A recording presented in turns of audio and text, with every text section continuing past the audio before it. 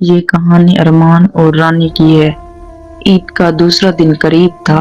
شہر کے ایک خوبصورت مال میں ارمان خاموشی سے کھڑا تھا اور بڑے غور سے کپڑے دیکھ رہا تھا۔ اس کے ہاتھ میں نیلے رنگ کی قمیض تھی۔ وہ مسکرا کر اسے دیکھنے لگا کیونکہ اسے یاد تھا کہ رانی کو نیلا رنگ بہت پسند ہے۔ ارمان نے سوچا اگر رانی یہ پہنے گی تو کتنی خوش لگے گی۔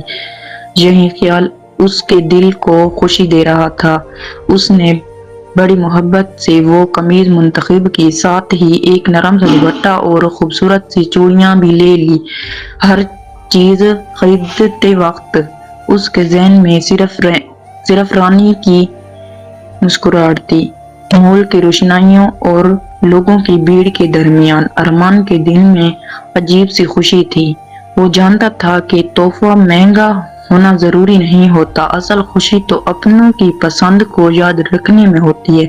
جب وہ سامان لے کر باہر نکلا تو آسمان پر ہلکی سی شام اتر رہی تھی۔ ارمان نے بیگ کو مضبوطی سے پکڑا اور دل میں دعا کی کہ رانی جب یہ چیزیں دیکھے تو اس کی آنکھوں میں خوشی چمک اٹھے۔